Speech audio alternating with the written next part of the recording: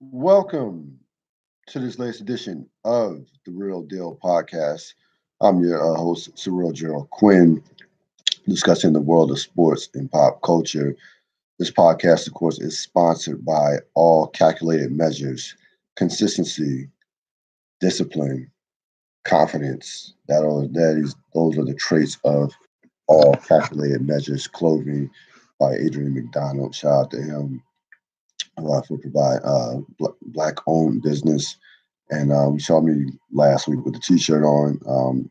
Got more stuff to come. Got more stuff. We're gonna roll it out slowly. Certainly more stuff to come. But happy to be with you on this 2nd of April, 2019. Of course, we are streaming live on YouTube.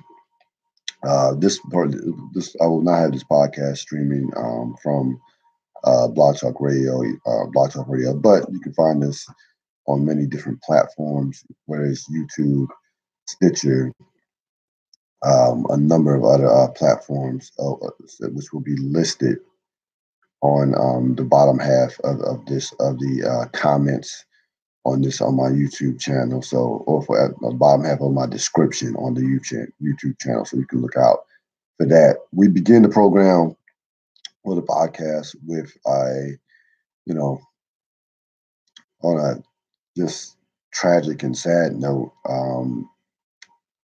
As all of you, most of you, if not all of you, are aware, of course, Nipsey Hussle was shot and killed on Sunday, right in front of his store, shot to death by an unknown assailant. Only thing details are like the guy basically, shot him, then ran to an unknown car, and that's been it. I'm not going to get into speculating on who did it. I'm not going to get into speculating on why it was done. I refuse to go into this 2019, conspiracy theory, social media mode. I refuse to. I've seen I've seen all types of shit on social media and about, these government conspiracy theories, and just stuff that I'm not even giving energy to, because I think that when you start bringing up stuff like this and these, alleged theories and start speculating, like you can't even speculate on whether it was on whether it was gang related. You don't know that. Yeah, we can't. We don't know that for sure. We know that Nipsey Hussle was in a gang. Was connected to a gang as a teenager. He's 33 years old, so he had moved on from that aspect of his life into bigger and bigger and better things, and have really become, besides an elite artist, but had really turned himself into a just transcended businessman for what he was doing, putting money back into the community with the various businesses that he had, that he was running directly from LA, with everything that he was doing to make people aware of businesses, and to me that besides coming out with what I felt was the best rap album of 2018, I think his legacy is going to be what he put into his community and how he tried to, in that aspect of his life, and the idea that someone could make it to a level from the music, to one of the highest levels that you can possibly in terms of the rap game, get nominated for a Grammy and make it to that level and still not be removed themselves from their community. Not only give back, it's about giving back to the community, investing in the community, like putting money into the community, creating jobs, showing up and coming independent artists how they could kind of like navigate their careers, and not just now. Of course, the work ethic has to come with it, and of course, a lot of sacrifice has to come with it. But remember, his career was put together well over a decade. This was not a YouTube sensation. He was not a SoundCloud rapper trying to look for, instant gratification. He took the oven approach. Everybody, a lot of these artists out here, a lot of creatives want to take the microwave approach and just want to cheat the process, cut corners. That was not the case with Nipsey Hussle. He built his career from scratch, from the ground up. And again, there's no telling from a music standpoint what else he could have done. And from like what his business is, you can't measure how far this thing could have went with all the information that he was putting out there on business and on business ownership, on just really investing in yourself. I mean, he invested in himself, not only in the community. He invested in himself. He bet on himself. Selling $100 CDs on one of his mixtapes. So I think a lot could be learned from that. If you're gonna take anything from his death and from his legacy and his life, take that. Please don't get caught up in all these conspiracy theories. Again, there's a lot that's gonna go on. Everybody's gonna be looking for the clicks, the instant, their little 15 minutes of instant attention with these government conspiracy theories, which again, I'm not even gonna feed energy into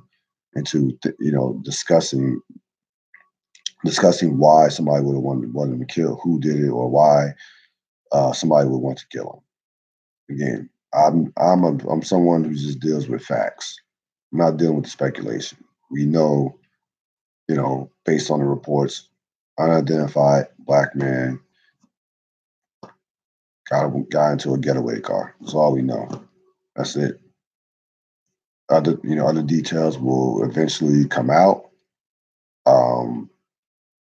Already some speculation came tonight in regards to maybe it was somebody who knew him. That's something that we just don't know. We just don't know. So let the investigation, take care of itself. We may never know who did it. That's just the reality of the situation. But what we do know is we had a guy who really had set a template for his career that a lot of independent artists could learn from. Betting on yourself, not taking the fast money, turning your life around. Yeah, he was connected to the gang. Did he stay in the gang? Did he do some stuff in his younger years that he certainly wasn't proud of? Yeah, sure he did. But he evolved into a businessman that again put money back into the community.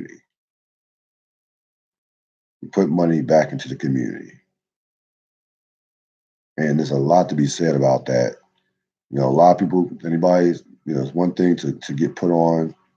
It's one thing to get some fame, write some checks, smile at the camera. I think anybody famous can do that. But to put money into your community, to again do stuff that is just, I don't want to say it's unheard of, but it is. You don't hear about it that often. And if it's being done, it's not being talked about enough. Again, 33 years old, and again that album last year. I was listening to it again today. That album, to me, stood alone as the #1 rap album of 2018. And remember, 2018 was a great year for hip hop. Not a good year for hip hop, a great year for hip hop. That album will go down, it's an instant classic, and that album will go down as one of the best rap albums of the decade. We're closing in on 2020 now. That album will certainly be in a discussion for that. But I would just encourage anybody, celebrate the man's life, celebrate his, if you're going to focus on anything about Nipsey Hussle, other than listening to his music and respecting that part of his life, celebrate what he did, take what he did as a businessman, and think about what can be done moving forward. Like how do we in terms of as African Americans or people in general build upon that? I mean, really, like I was thinking about maybe this is a little selfish, but I was thinking about how he constructed his career and how I kind of like have done my thing as far as with the podcast and basically start from scratch and being independent, create my own content, not having anybody dictate what I'm going to say on the show and things of that nature. And again, he became what he's done, had got him a Grammy nominated artist. We were nominated for a podcast award a few years ago, but it's not a Grammy, not on that level. But I respected it so much because of the hustle, the grind, the countless hours that no one sees behind the scenes, the not cheating the process, the really putting the effort into something you love, not taking shortcuts, and not in understanding that this is a marathon, which ironically was in the name of the store the store that he was shot in front of. This is a marathon, not a sprint. And if you want to accomplish something in life and you want to do something that's worthwhile, it has to be. It's not going to be overnight. It's not going to be overnight.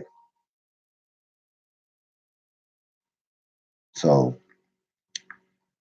this, his death, we've seen other rappers and other people in hip hop killed before. Unfortunately, this one had a different type feel to it.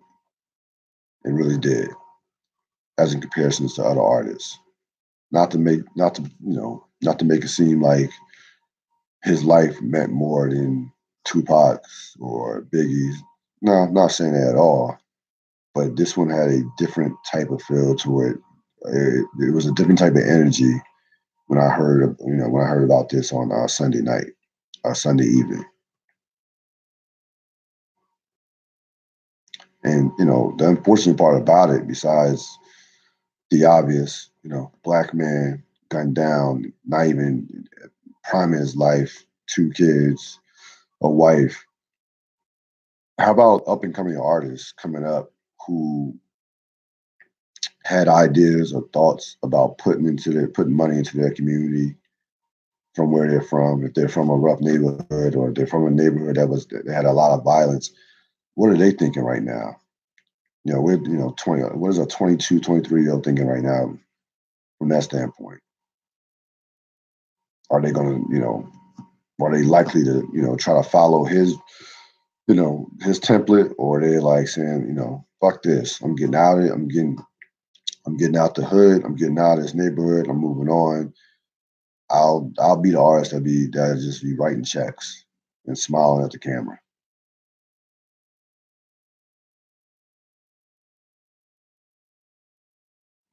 So, certainly his music will live on. The mixtapes, the album, the album came out last year, again, with Victory Lap, which again was just an instant classic.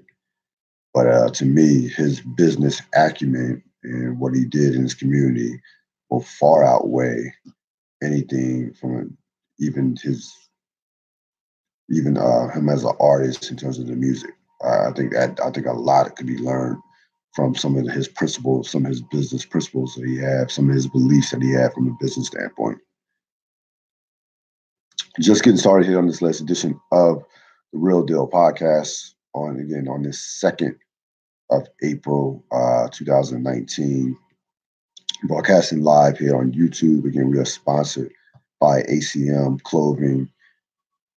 Confidence, discipline, consistency. Those are the traits of ACM Clothing, all calculated measures by one Adrian McDonald. The Final Four is set. You have Only one number one seed with Virginia. Well, sorry, with Virginia taking on Auburn, and Texas Tech will take on Michigan. So you have one number one, you have a number one, a five, a two, and a three. And before you even look ahead to the Final Four, I think a pretty good Final Four. It's the lowest seed being a five seed. All the teams are playing extremely well, playing their best basketball. The season going to the Final Four. We gotta look back at what happened, what transpired in the district yesterday afternoon at Capital One with Duke. Um, this is going to be, and listen, when you've been around for 44 years, which Coach K reminded the reporter during the press conferences during the post game last night. When you've been around as long as he's been around, you've played in as many games as he's played in, as many big games as he's played in. You're going to have your fair share of. You're going to have some defeats. You're going to have some moments you would like to forget. Um, I think probably his roughest loss was that '99 championship to Connecticut, which was a good Connecticut team, but he was flat out coached by Jim Calhoun in that game. That team was massive NBA talents they had and had no business losing that game, as well as Connecticut played. That '99 Duke team was a powerhouse team. It was a all-time great team without question that came up short. I would have to think that maybe also along with the 30-point embarrassment against UNLV in '90. This one has to be up there because you had a team.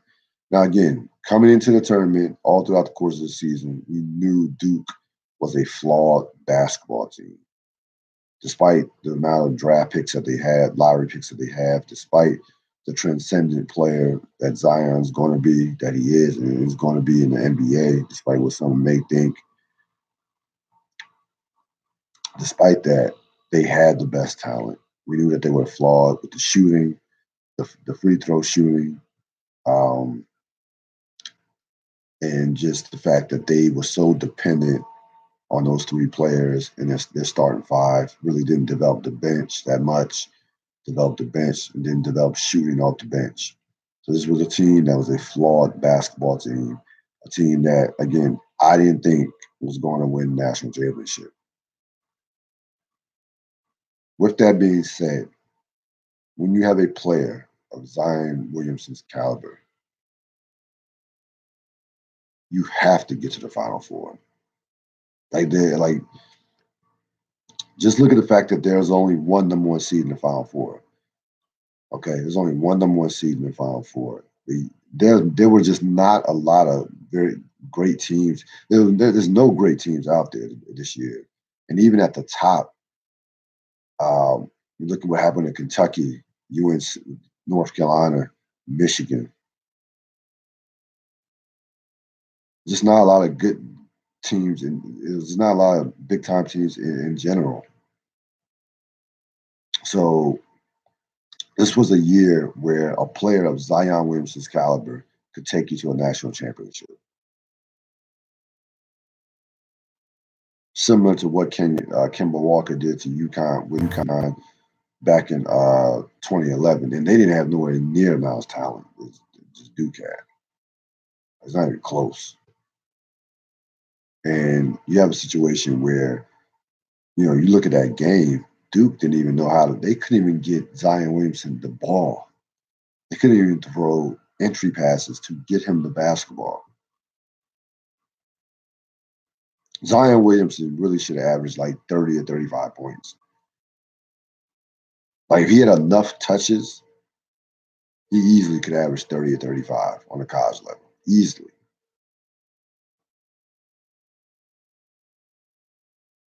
And again, as accomplished as Mike Krzyzewski is, I think he's the greatest coach of all time, um, in my opinion. And that's tough for me to say wearing this hat,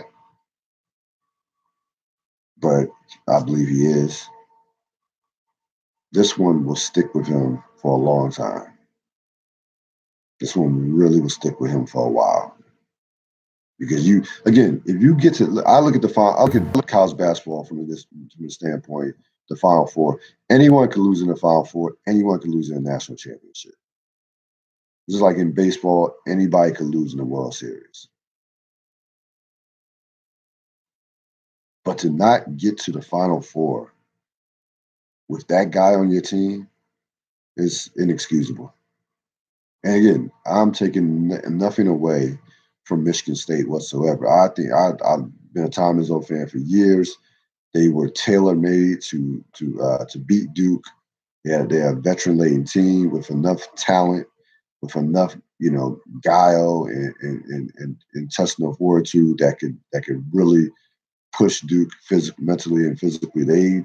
They were it was a bad matchup for Duke when they put Michigan State in that bracket versus, say, Michigan or Kentucky, because Michigan State is a tough basketball team. And Tom Izzo, frankly, was due versus Mike Krzyzewski. I mean, Tom Izzo was 1-11 coming into that game.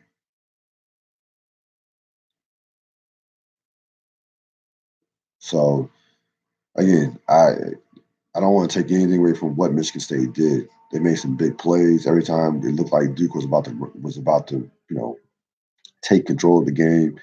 Winston would make a big play or a big shot.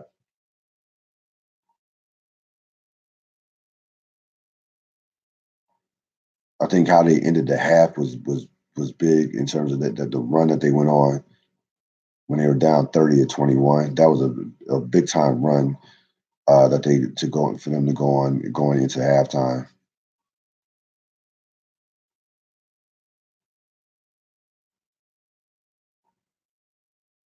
And the bottom line is, and you can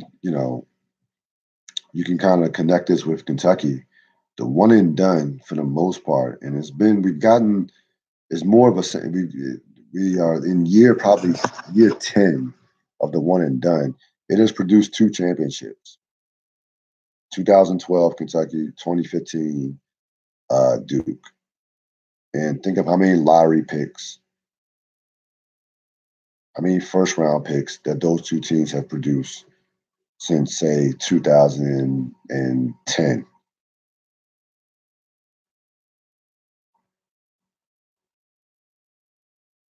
The Kentucky loss was,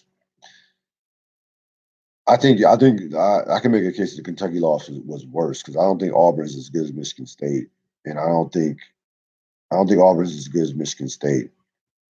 I know Auburn is not as good as Michigan State, but I think the Kentucky loss was just as bad, because you have a situation where they're playing without their best player, right?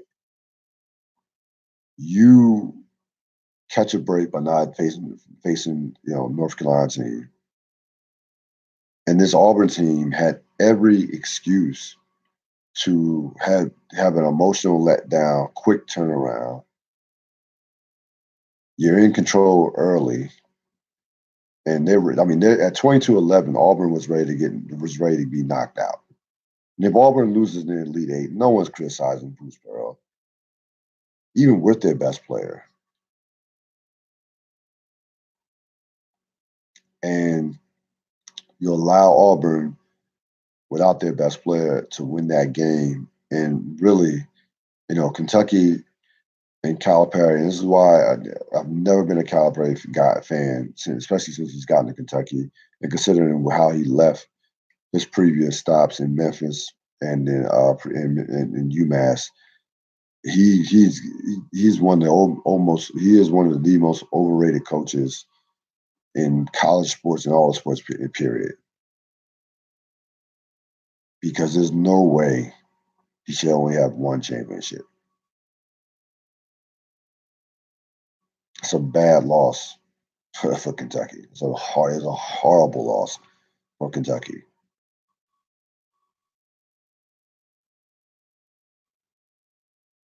Yeah, PJ Washington back, healthy. He played great. Had like 28-13. You knew Auburn what Auburn wanted to do. You faced Auburn this year twice already. They, and beat them twice. And to go into that game and to allow them, I mean, again, it was all set out for Kentucky to get to the Final Four. Because I thought North Carolina would have beat them had they played North Carolina. I could be dead wrong about that, but I thought North Carolina would have beat them playing them for a second time, seeing them a second time this season.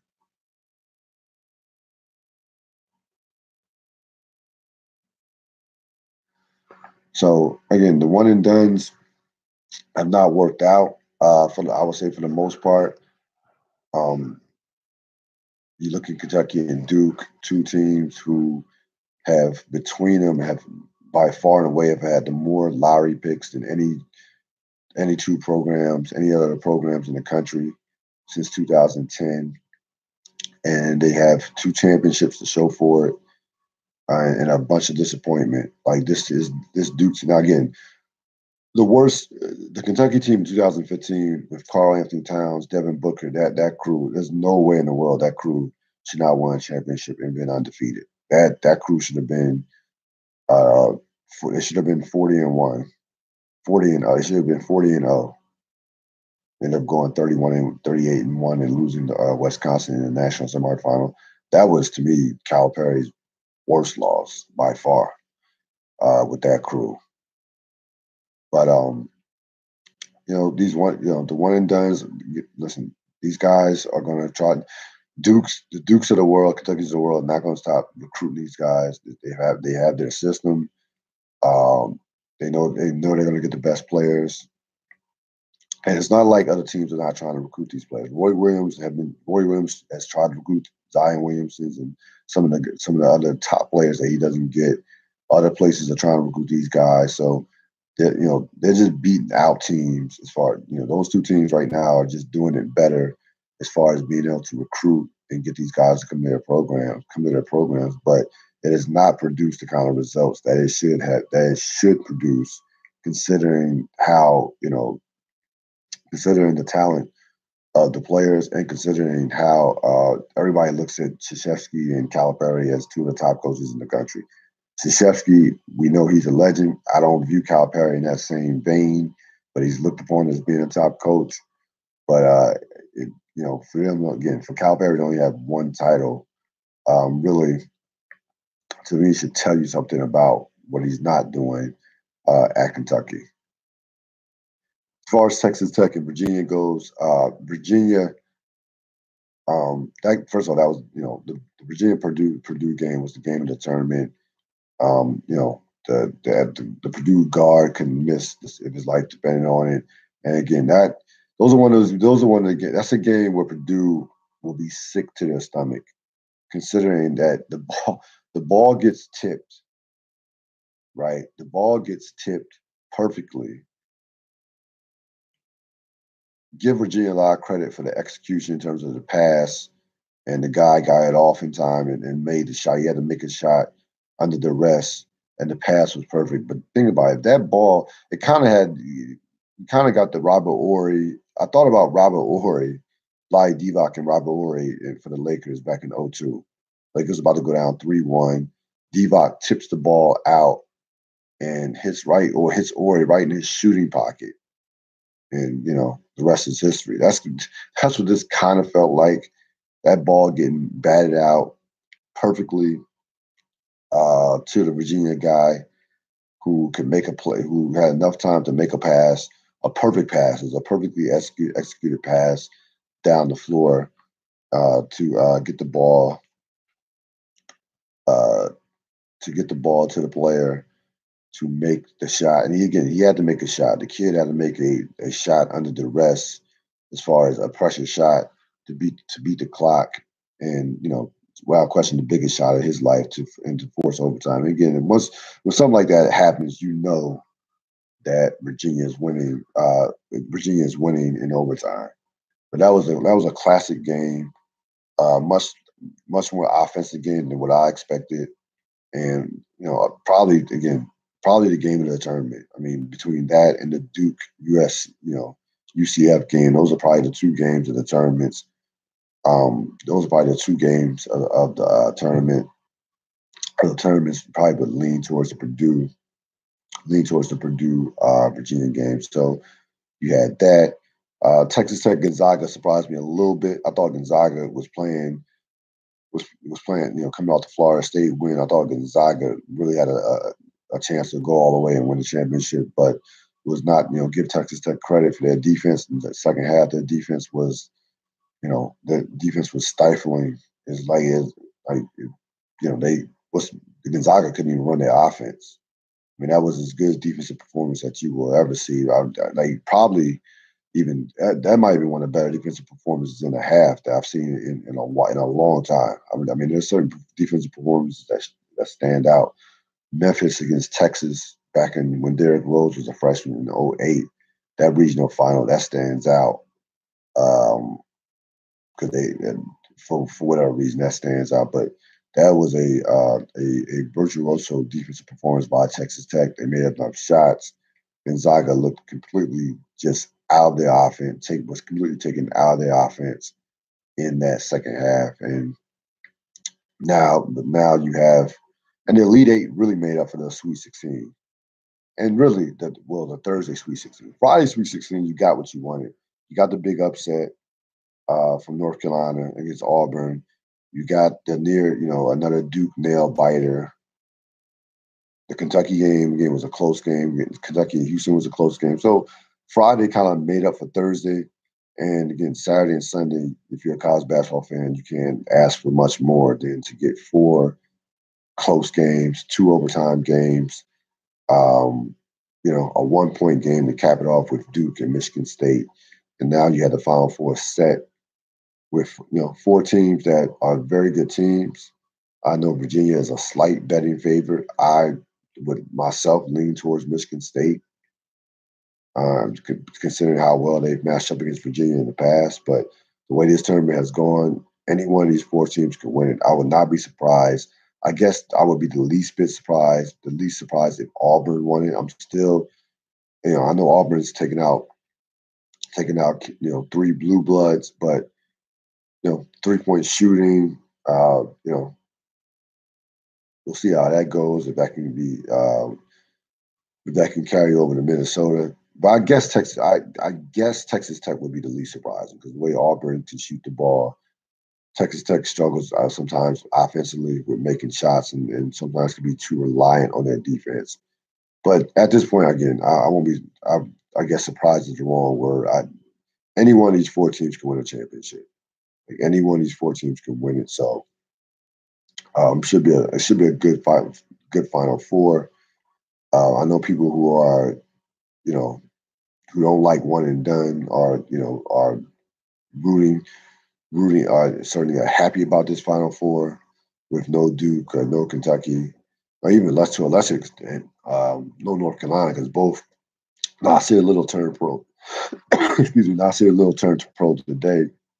I expect, or on Monday, I should say. I expect Kobe White to follow. So those guys will be one and done as well. But